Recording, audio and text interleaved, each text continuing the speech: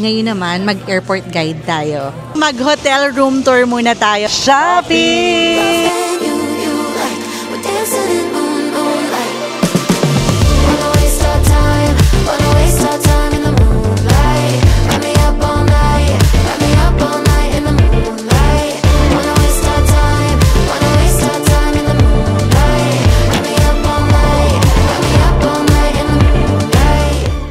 So, practice ha. Sasabihin na we're going to, then, Baguio. Baguio. Alright. 1, 2, 3. We're going to Baguio! Okay, check mo pa. Malakas ha. We're malakas. Going to Ayusin Baguio. mo pati kasi hindi ka naman mukhang masaya eh. Yan. Oh. We're going to Baguio. Baguio. Okay. Alright. Ako magsasabi ng we're going to, and then sabay-sabay tayo. In 3, 2, go. We're going to Hong Kong! Huh? Huh? We're It's a surprise! We're going to Hong Kong. Yeah!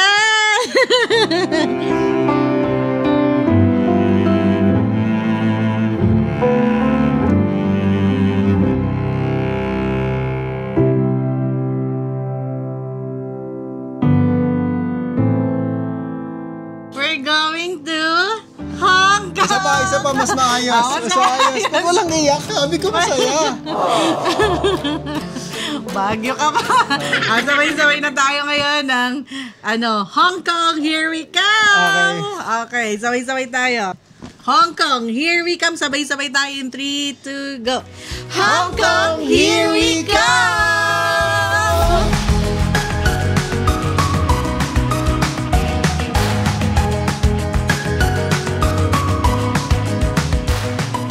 Nandito na tayo sa NAIA Terminal 3. OOTD check muna tayo. Nabili lang namin ito sa TikTok. I-share ko na lang lahat ng mga items or mga suot-suot namin sa aming TikTok. And then, kung makikita nyo sa likuran ko, dito yung bayaran ng travel tax. Pero nakapagbayad na kami online para hindi na tayo pipila. Lalagay ko na lang din yung link kung saan kayo pwede magbayad online. And then, kung wala kayong check-in baggage, may mga kiosk dito. Pwede na kayong mag-check-in. Pero kung meron naman kayong mga check-in baggage, ayan yung mga counter kung saan tayo mag-check-in baggage natin. Kasi meron kaming isang check-in baggage and then ito yung 3 naming hand carry. So let's go na. Yung flight details nyo nandito rin pala. Tulad sa amin yung Hong Kong 5J272. So ayan yung mga details. Madali na lang. Hahanapin na lang natin kung saan tayong counter.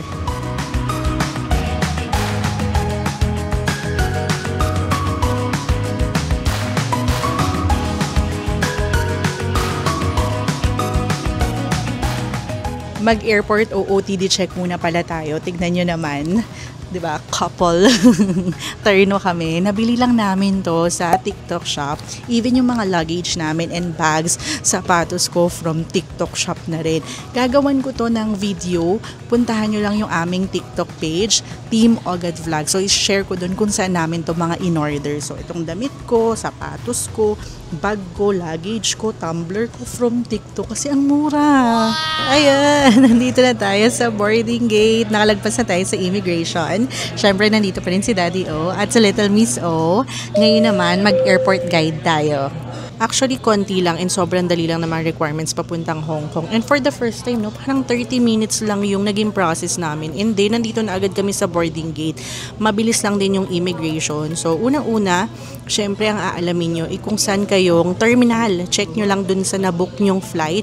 Kung saan kayong terminal, terminal 1, 2, 3, but usually kami terminal 3.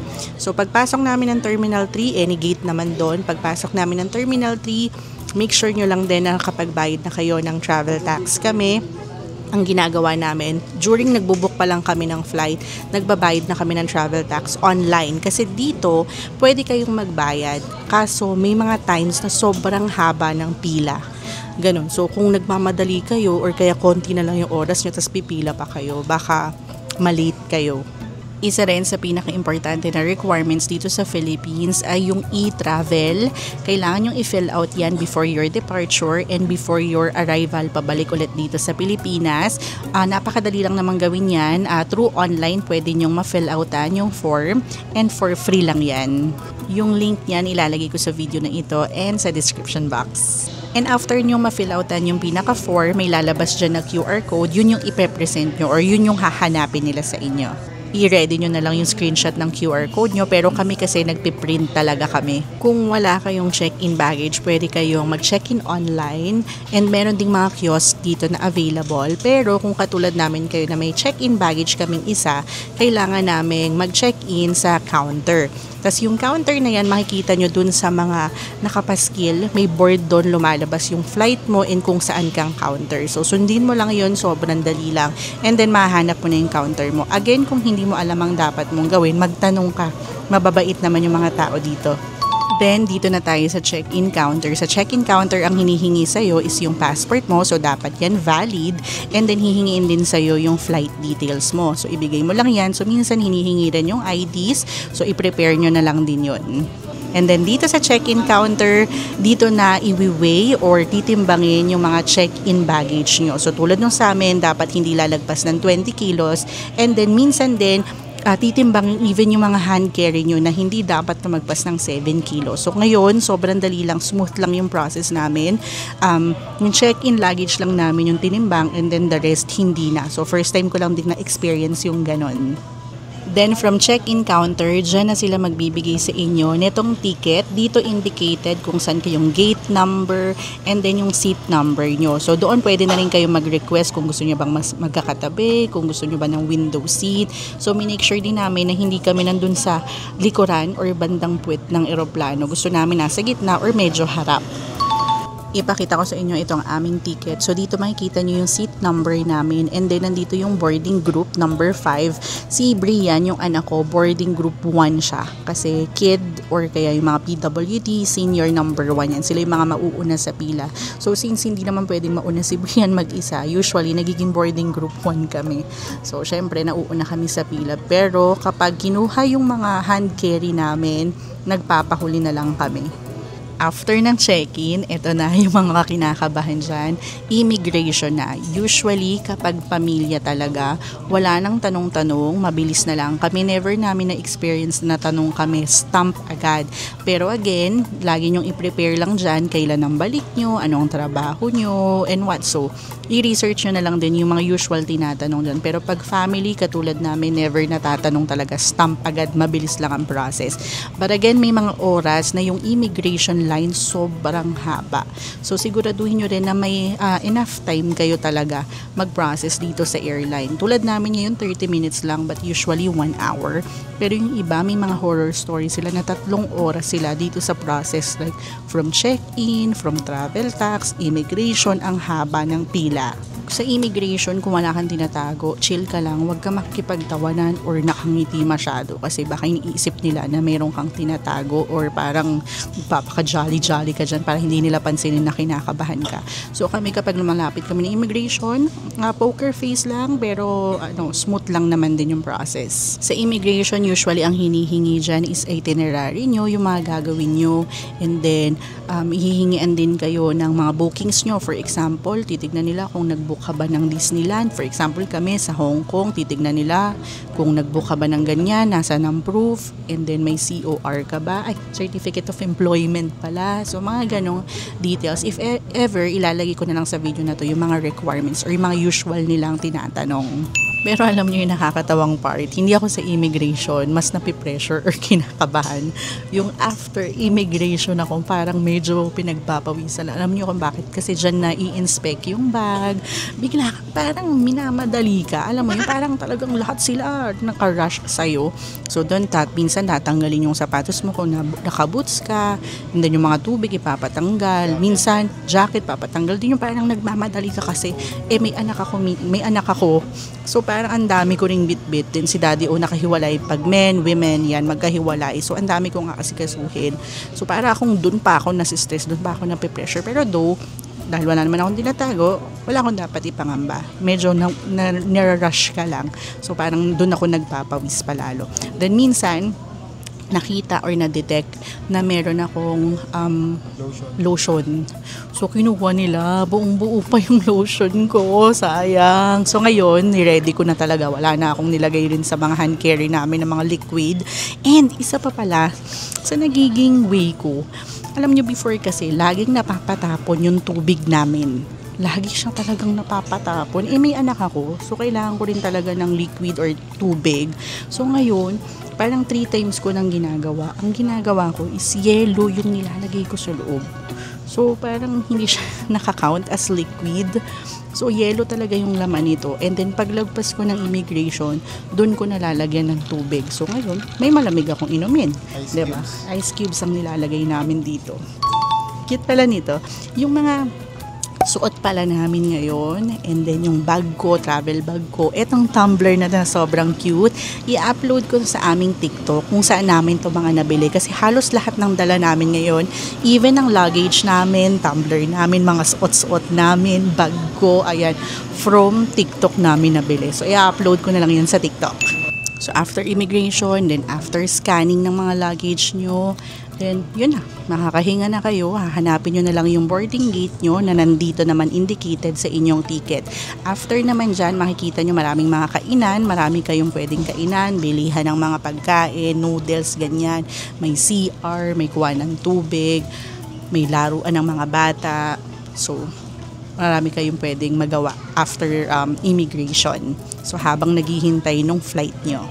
Kapag domestic or within Philippines lang yung travel namin, nag-aalat kami ng 3 hours.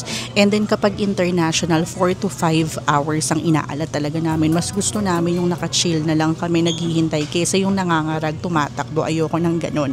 Mas gusto ko yung may oras kami mag-CR, kumuha ng tubig, kumain, humiga, or whatsoever. Mas gusto ko yung ganun kaysa, diba, madali, pag na-late kayo, may iwan kayo, magbabayad kayo, diba?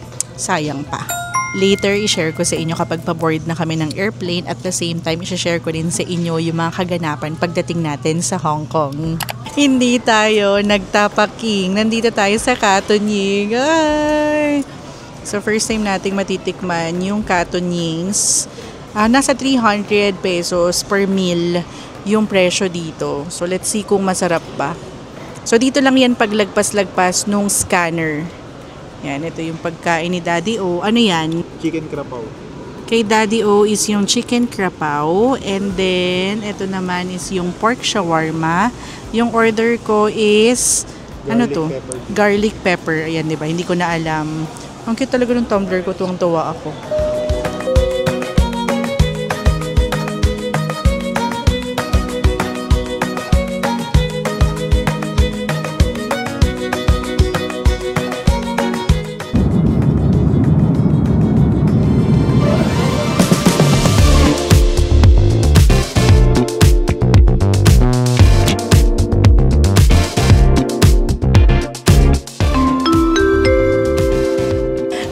Finally, nakarating na tayo dito sa Hong Kong. Ang bilis lang ng process. Actually, paglabas-labas mo dun sa eroplano, sumakay lang kami nung bus, and then pagbaba dun sa arrival, dadaan ka na agad sa immigration. Sobrang bilis lang. After immigration, customs, and then after that, okay na. Then actually, mas tumagal pa nga kami dun sa pag-claim namin ng SIM card kasi kami mismo yung naglagay sa cellphone namin and all. So, nag-CR lang kami, then hahanapin lang namin kung saan kami pwedeng makapagpalit ng pera, and at the same time, bibili rin kami ng octopus ni Brian. Kami kasi ni Daddy O ang gagamitin namin go time.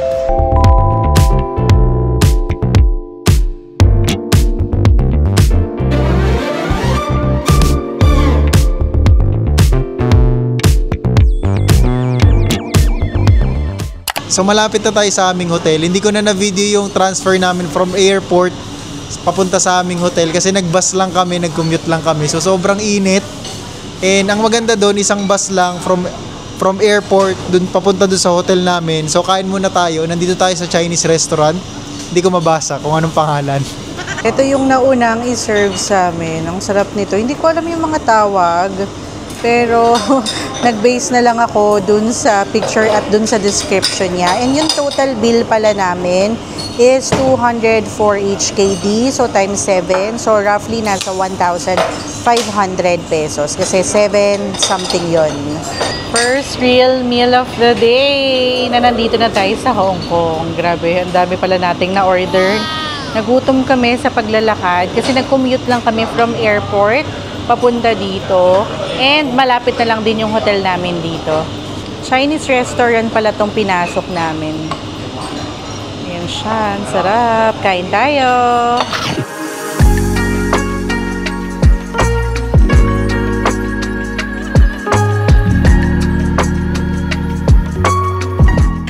Nandito na tayo sa Hong Kong. Mag-hotel room tour muna tayo. Dito kami nag-check-in sa Harbour Plaza, 8 degrees. Dito yan located sa Kowloon City. Pagpasok nyo pa lang dito sa aming hotel room, bubungad na agad sa inyo itong napakalaking mirror. At ang nagustuhan ko dito, kompleto yung kitchen nila. So, meron na silang refrigerator, may microwave, may pang-init ng tubig, may lutuan, meron ding mga pakape dito at may sink na rin. Kompleto rin itong living area at ayan nga yung dining area. So, dito may TV, air-conditioned na rin, may sofa at ang ganda ng view. Buksan natin to. Diba? Tapos makikita mo dito yung pool sa ibaba. So, magsiswimming din kami dyan. Wow! Ang nagustuhan ko rin dito, meron silang humidifier / air filter dahil mataas yung humid dito sa Hong Kong. Ang ganda ng table nila. So, 4-seater na to. Comfy rin yung upuan. 1 bedroom din pala to. So, pasok tayo dito sa aming kwarto. Laki ulit ng mirror. Then, dito na yung bathroom. Then, sige, pasok ka, Daddy O.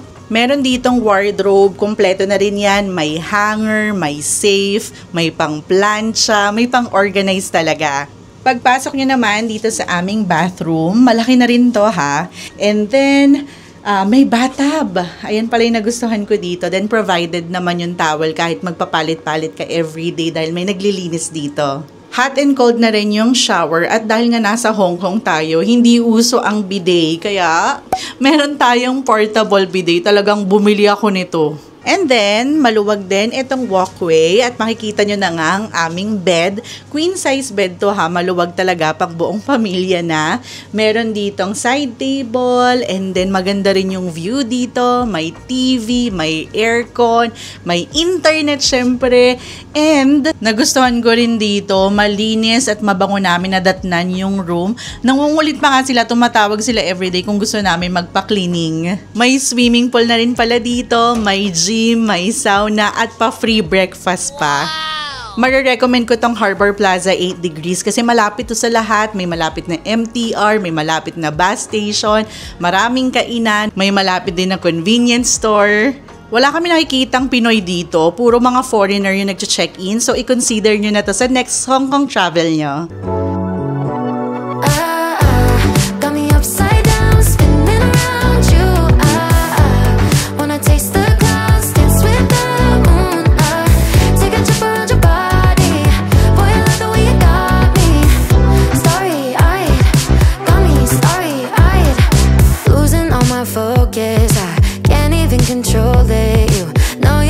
Golden baby, get me high. Touching me like lightning, keeping it exciting. You know exactly what to do to